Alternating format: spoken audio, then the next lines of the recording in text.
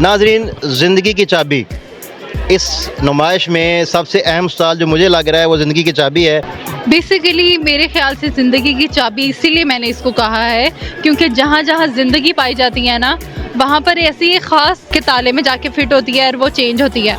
इसी तरह कोई तो चीज़ थी ना जिसने हमारे अंदर बताना था कि जी हमने सांस लेना है। बात दोबारा से वहीं पर आ जाएगी कि डीएनए के अंदर एक चीज़ के लिए, एक काम के लिए इन्फॉर्मेशन बड़ी ज़रूरी है। जैसे मैंने बता दिया कि ये हमारी हर चीज़ को कंट्रोल करेगी। बात है, मेरा सवाल भी यही था कि आप इसको ठीक कैसे रख सकते हाँ हैं। जी, सवाल का जवाब ये है कि इन चार का कॉम्बिनेशन होता है। नाजरीन, ज़िंदगी की चाबी, इस नुमाइश में सबसे अहम सवाल जो मुझे लग रहा है वो ज़िंदगी की चाबी है। आइए पूछते हैं कि ज़िंदगी की चाबी है क्या और किसके पास है। अस्सलाम वालेकुम। वालेकुम अस्सलाम। हमारे नाज़रीन को बताएं जी, आपने स्टॉल लगा लिखा हुआ है ज़िंदगी की चाबी, ये क्या है और इसकी तफसील से हमें आगाह करें ज़रा। बेसिकली मेरे ख्याल से ज़िंदगी की चाबी इसीलिए मैंने इसको कहा है क्योंकि जहाँ जहाँ ज़िंदगी पाई जाती है ना, वहाँ पर ऐसी एक ख़ास चीज़ है कि वहाँ पर ज़िंदगी क्यों है। ठीक है, एक ताले को खोलने के लिए एक ख़ास चाबी होती है, वो चाबी जो है वो दूसरे को नहीं खोल सकती। ठीक है, अब नेचर ने क्या किया है कि वो हमारे अंदर उसने चाबियां बना के रखनी हैं। चाबियां ही हैं जो आपको बताती हैं कि आंखों का रंग नीला होगा या काला होगा या ब्राउन, जो भी हो। ठीक है, वो उस चीज़ को उससे अलग करती हैं। अब चाबी में आपने कभी देखा होगा कि उसका पैटर्न बना होता है जो कि ताले में जाके फिट होती है और वो चेंज होती है। इसी तरह कोई तो चीज़ थी ना जिसने हमारे अंदर बताना था कि जी हमने सांस लेना है, मेरा कद इतना होगा या आपका कद इतना होगा, आपके 2 हाथ होंगे, 2 आंखें होंगी। ठीक है, इस चीज़ को सेव करने के लिए हमारे अंदर भी चाबियां मौजूद होती हैं जिनको मैं दूंगी जीन्स का नाम। उन चाबियों को कहेंगे हम अपने अंदर जीन्स, और वो जीन्स मिलकर बने होते हैं डीएनए से। ठीक है, अब बात दोबारा से वहीं पर आ जाएगी कि डीएनए के अंदर इंफॉर्मेशन होती है। अब सोचने वाली बात है, चाबी पर तो पैटर्न बने होते हैं लेकिन डीएनए में किस तरह की इंफॉर्मेशन होती है। तो वो डीएनए की जो इंफॉर्मेशन है वो सिर्फ और सिर्फ आपने 4 लफ्ज़ों से मिलके बनती है। आप यहाँ से अंदाज़ा लगा लें कि एक इंग्लिश में 26 वर्ड्स होते हैं और 26 वर्ड्स कितने सारे कम्बिनेशन में आते हैं और कितने सारे लफ्ज़ बनते हैं और कितने सारे लफ्ज़ों से कितनी कहानियाँ बनती हैं।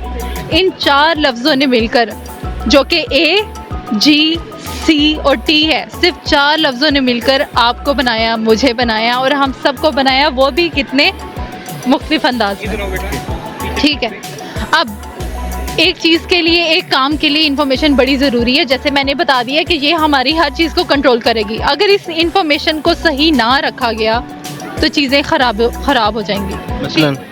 मसलन जैसे आप कह रहे हैं, आपने सुना होगा जेनेटिक डिजीज़, काफ़ी बीमारियां होती हैं जो कि फैमिलीज से आती हैं। वो इसलिए आती हैं क्योंकि उन फैमिलीज़ में जो जीन्स, जो चाबियां हैं, उनमें इनके पैटर्न में मसला आता है।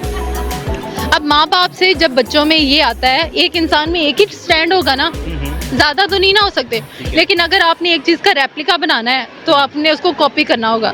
इसी तरह हमारी कुदरत के अंदर भी एक मैकेनिज़्म है, एक प्रोसेस है जिसमें इसको कॉपी किया जाता है। अगर उस कॉपी के प्रोसेस के अंदर ख़राबी आ गई तो जेनेटिक डिजीज़ हो जाएगी। अगर ख़राबी नहीं आई तो जेनेटिक डिजीज़ नहीं होगी, इंसान नॉर्मल रहेगा।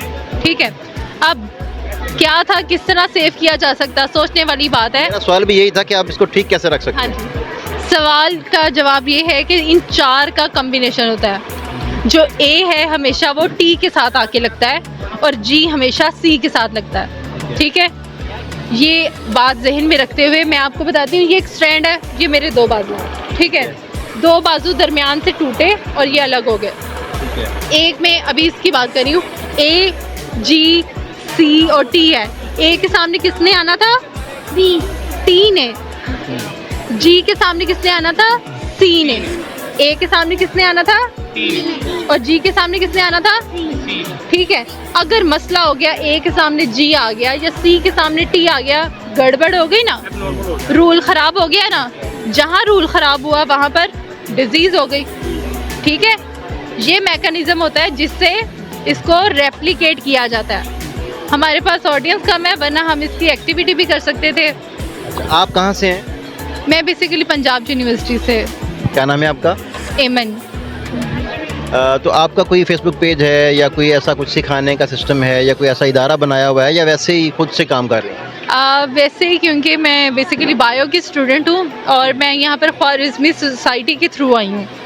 मैं पंजाब यूनिवर्सिटी को रिप्रेजेंट नहीं करी, बट इंशाल्लाह मुझे भी अभी न्यूली इंफॉर्मेशन मिली है कि ये करें, तो मैं इसलिए यहाँ पर वॉलंटियर एज अ कर। अच्छा लगा, थैंक यू जी। Thank you.